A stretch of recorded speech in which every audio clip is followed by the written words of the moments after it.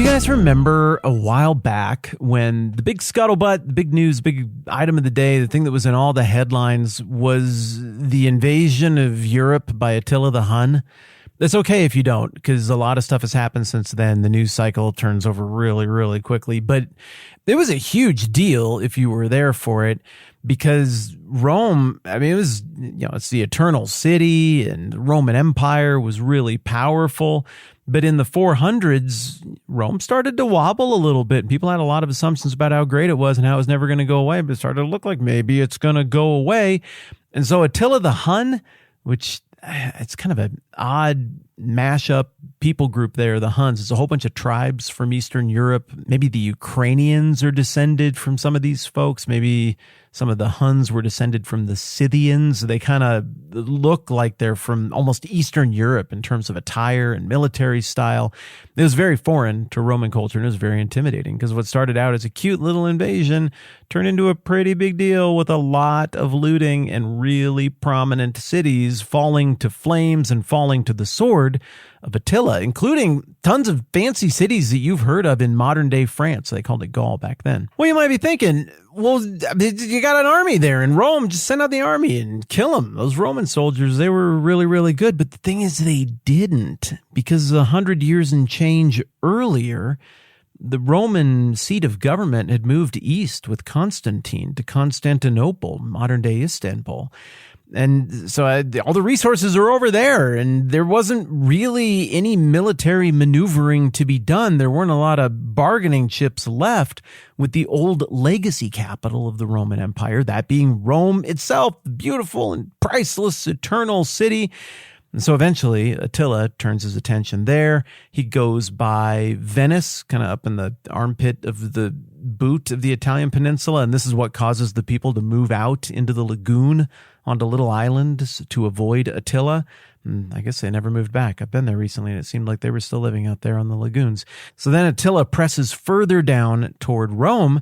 And what do you do if you can't beat somebody militarily? You sue for peace, right? You just beg them not to do it. And so the Western Emperor sent out a delegation, which included the Pope, Leo I, also known as Leo the Great, to go and I guess ask very nicely if Attila could, for the first time ever in his life, be nice and just not attack Rome, because it'd be so much nicer if you didn't. And what's wild is that famously, somehow that worked. Nobody knows what was said. It drives me crazy that nobody knows what was said, because it makes no sense for Attila to have turned around. Why are you invading Europe if you're not going to go and get Rome? Everything else is a stepping stone to get to Rome. And now you've got it free and clear. It's dead to rights. Go do whatever you're going to do, I guess, you big invader jerk. But instead, Leo I says something to him and he leaves. And man, I would like to know what that was. If you go to the Vatican Museum, there's a huge wall mural, a fresco, I guess. I think it's by Raphael. That sounds right to me. I don't know. All the Ninja Turtles run together after a while. I think it was Raphael. And it depicts Attila, and he's kind of green and gross and like a goblin sort of character, and he's hideous and disfigured. He's wearing weird clothes, and noble Leo I is out there. And in fairness, Leo I was a good pope.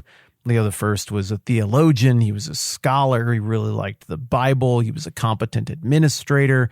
I think, as popes go, I think he kind of did earn the title of the Great. And I'm saying that as somebody who isn't Catholic. He was a pretty good one.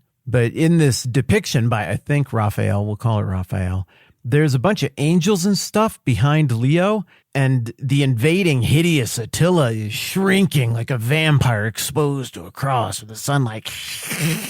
He's backing away from it. He's like, fine, I'll retreat. I can't contend with this.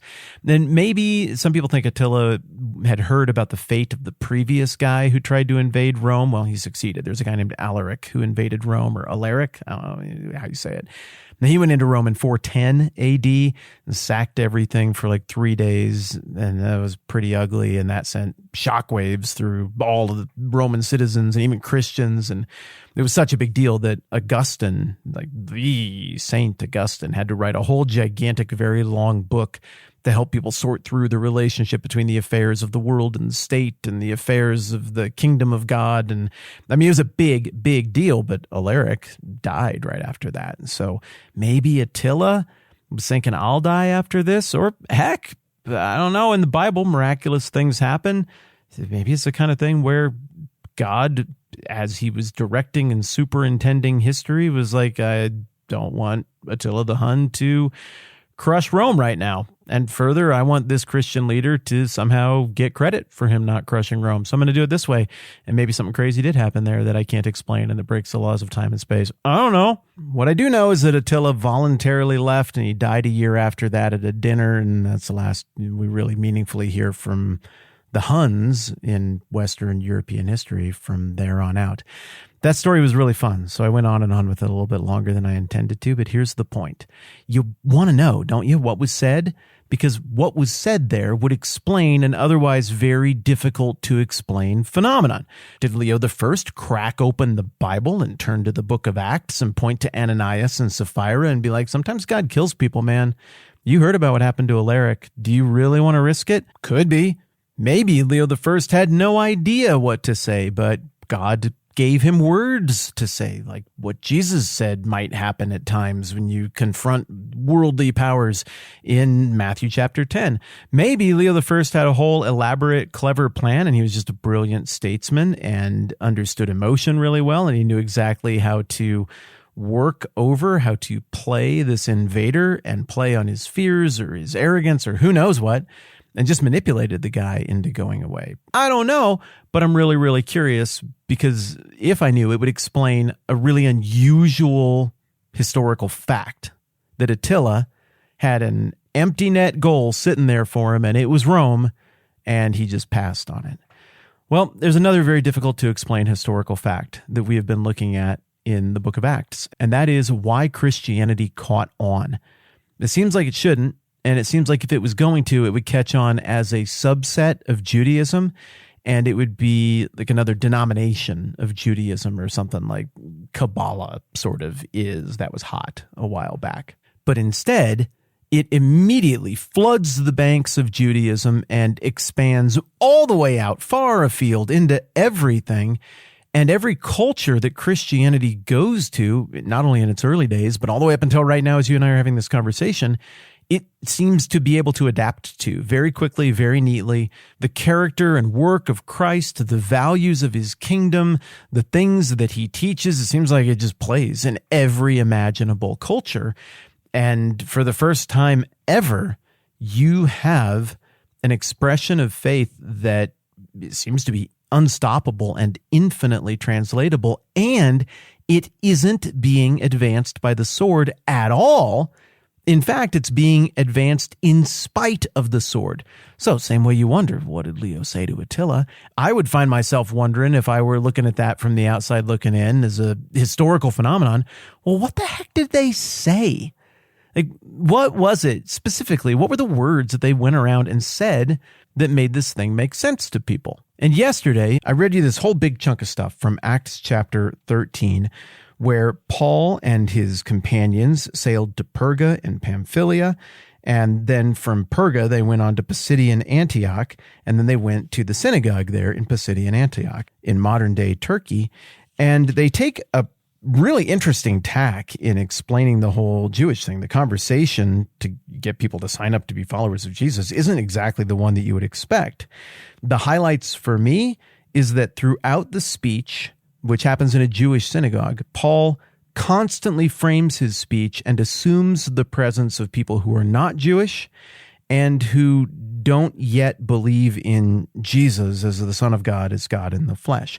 Another thing that stands out to me is there's a lot of history. Paul is dealing with a lot of Old Testament, and he is talking about specific chunks of this that point to God's superintendence of the whole redemptive story of everything and how that redemptive story moves from one land to the next and to the next and to the next, even in the Old Testament.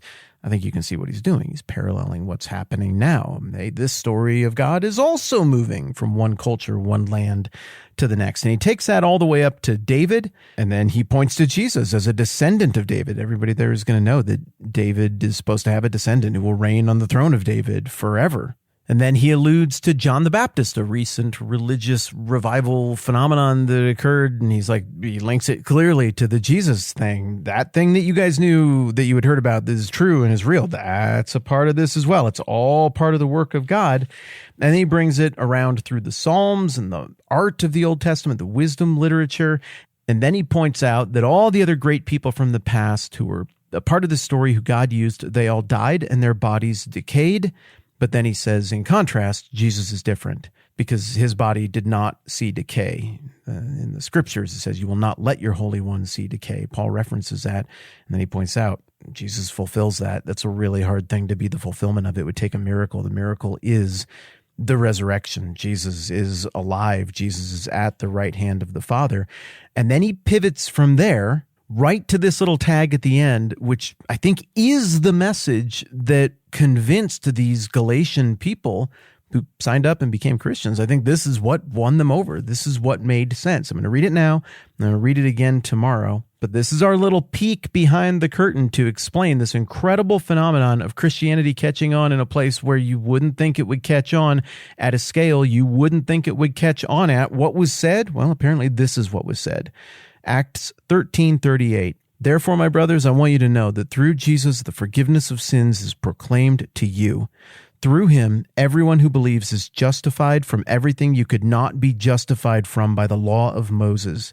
Take care that what the prophets have said does not happen to you. Quote, look, you scoffers, wonder and perish, for I am going to do something in your days that you would never believe, even if someone told you. Unquote. He speaks to something that everybody who's lived for even a minute knows that they need. Forgiveness. You can't go back in time and unmake things.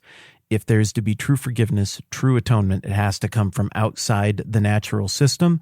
Paul says that. I think a lot of ears, every honest person's ears are going to perk up if they believe there's even a slight chance of it being true. Actual forgiveness, actual atonement, actual right standing with the universe, with God, with my maker.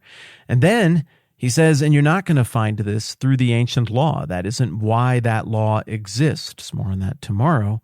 But you will find this in Christ. I know it sounds unbelievable and difficult. Take care you don't make this mistake. That is also a quote from the scriptures. Something amazing is going to happen. Don't scoff at it. That's his point. Receive it. That might seem like it's not the most complicated thing, at least proportionately to the type of response that this brings about. But I'm just telling you, this worked.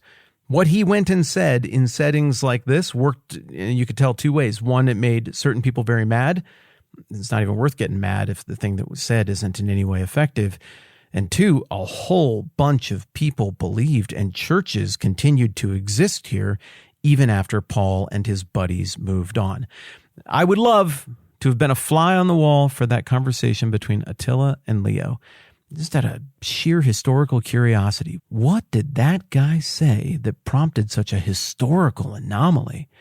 Here, you get to be a fly on the wall. We don't have to wonder. This is what Paul said that prompted this incredible response and this unprecedented historical anomaly that is a bunch of outsiders responding to Jesus en masse, and it completely sticking and going global, seemingly historically overnight.